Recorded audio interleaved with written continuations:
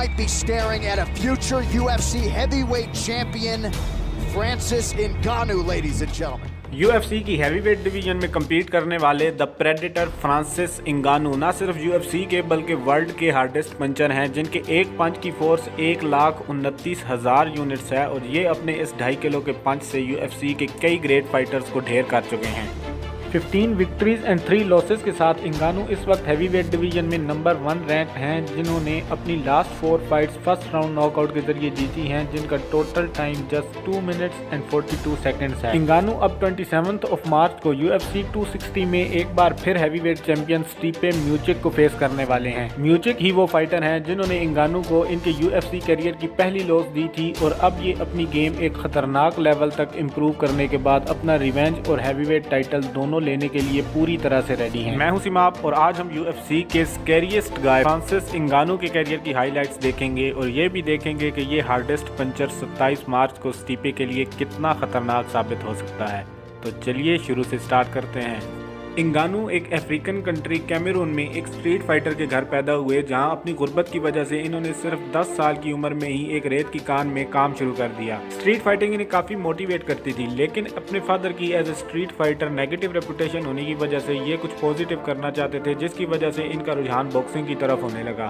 22 साल की उम्र में इन्होंने बॉक्सिंग की ट्रेनिंग शुरू कर दी, जिसे ये अपनी वेरियस जॉब्स और फिर एक बीमारी की वजह से ज्यादा अरसा कंटिन्यू ना रख सके और 26 साल की एज में बॉक्सिंग की प्रोफेशनल ट्रेनिंग लेने के लिए पेरिस की राह ली। यूरोप पहुंचकर इन्हें स्पेन में इल्लीगली बॉर्डर क्रॉस करने की वजह से 2 मंथ जेल भी काटना पड़ी और जब ये पेरिस पहुंचे तो इनके पास ना पैसा, ना कोई दोस्त और ना ही रहने के लिए कोई जगह। लेकिन फिर कुछ अरसा पेरिस की स्ट्रीट्स पर होमलेस रहने के बाद आखिरकार 2013 में इंगानू को एक कोच फ्री में ट्रेनिंग देने के लिए तैयार हो गया। माइक टाइसन का फैन होने की वजह से ये सिर्फ बॉक्सिंग में ही इंटरेस्टेड थे, लेकिन फिर इनके कोच ने इन्हें MMA से इंट्रोड्यूस करवाया और इंगानू इस फील्ड की तरफ ज्यादा इंक्लाइन हो गए। इंगानू ने अपने MMA करियर का आगाज नवंबर 2013 में यूरोप की ही एक रीजनल MMA प्रमोशन 100% फाइट में अपने ओपोनेंट को पहले ही राउंड में सबमिट करके किया।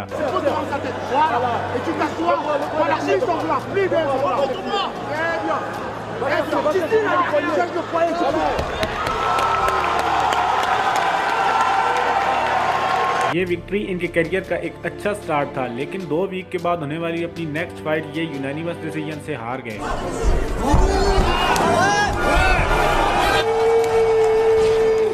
5 अप्रैल 2014 को इंगानू ने बैक टू बैक 2 फाइट्स लड़ी, जिनमें से पहली ये फर्स्ट राउंड में नॉकआउट के जरिए एंड दूसरी सेकंड राउंड में सबमिशन के जरिए जीते।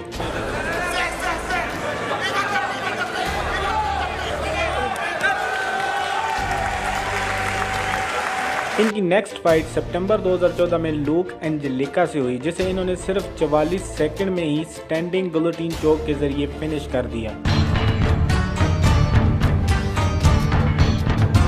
फिर मई 2015 में अपनी 6th फाइट में विलियम बाल्ती को सेकंड राउंड में टेक्निकल नॉकआउट के जरिए हराने के बाद 5 विन्स एंड 1 लॉस के रिकॉर्ड के साथ इन्होंने UFC को ज्वाइन कर लिया। I'm the guy. I'm here to become the champ. I'm gonna put everyone out. दिसंबर 2015 में इंगानू ने अपने UFC करियर की पहली फाइट लड़ी और फेलो न्यू कमर हेनरिचे को सेकंड राउंड में बहुत ही बुरे तरीके से नॉकआउट किया। That's the truth. Ngannou with some serious power. It's all over. Look at this left uppercut, and that's the end of the fight right there.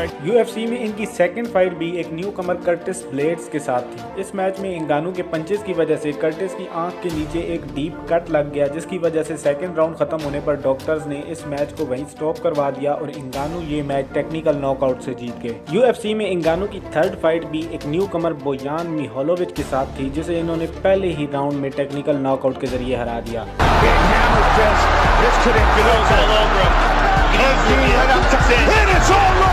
Fourth fight में इंगानू ने Anthony Hamilton को face किया और इसे भी पहले ही round में submission के जरिए हराकर अपने UFC करियर का पहला performance of the night bonus earn किया।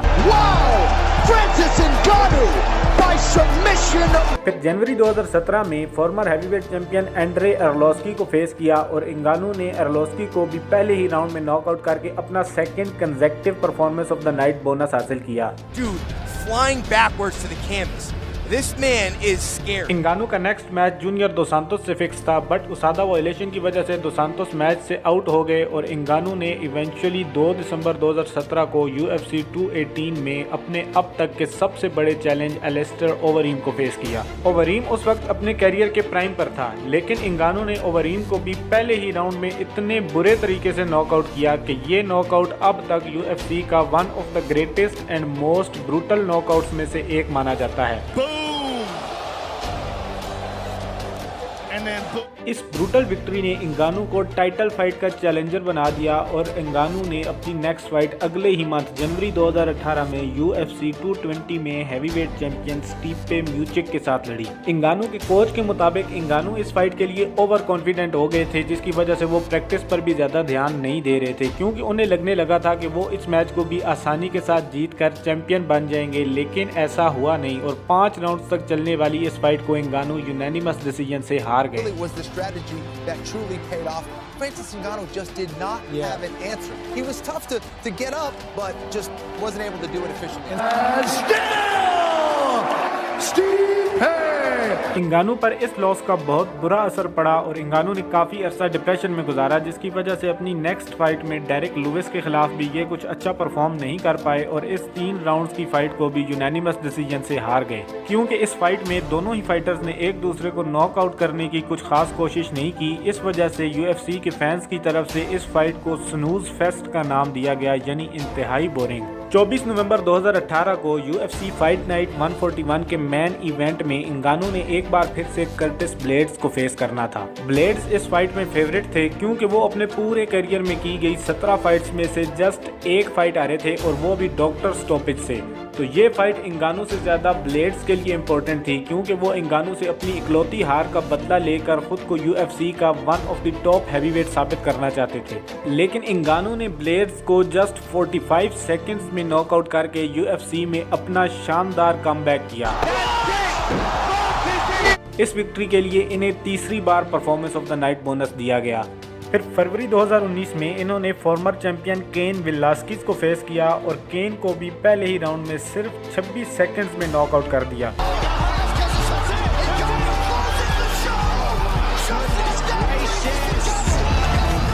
जून 2019 में इंगानू ने एक और फॉर्मर चैंपियन जूनियर दो सांतोस को फेस किया, जिससे इनकी फाइट एक बार कैंसिल हो चुकी थी, तो इस लिहाज से इस फाइट को भी काफ़ी प्रमोट किया गया। पर दो सांतोस का भी वही असर हुआ जो इंगानू बाकी सारे फाइटर्स का कर रहे थे।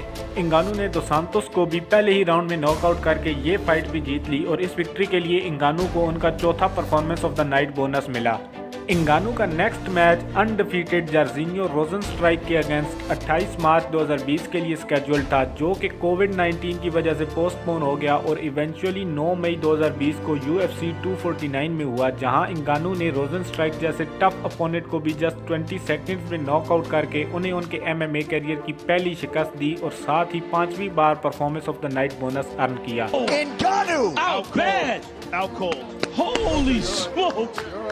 यूं आखिरकार 4 back to back first round knockouts के बाद जनवरी 2021 में UFC की तरफ से ये अनाउंसमेंट कर दी गई कि इंगानू अब एक बार फिर से चैंपियन स्टीपे म्यूचिक के अगेंस्ट हैवीवेट टाइटल के लिए 27 मार्च को ऑक्टागोन में उतरेंगे। ये इस साल का अब तक का मोस्ट एंटिसिपेटेड मैच है और जिस तरह से इंगानू ने अपनी स्किल्स को इम्प्रूव किया है, इस बात के हैवी चांसेस हैं कि इंगानू इस बार हैवीवेट टाइटल क्लेम करने में कामयाब हो जाएं। आपके ख्याल में इंगानू स्टीपे को हरा सकते हैं या नहीं, इस बारे में हमें कमेंट करके जरूर बताएं। और अगर अभी तक आपने स्टीपे म्यूचिक के करियर की हाइलाइट्स नहीं देखी तो स्क्रीन पर शो हो रहे थंबनेल या डिस्क्रिप्शन में दिए गए लिंक पर क्लिक करें और अगर वीडियो जरा सी भी अच्छी लगी हो तो लाइक जरूर करें। मिलते हैं नेक्स्ट वीडियो में, तब तक के लिए जो मर्जी करें।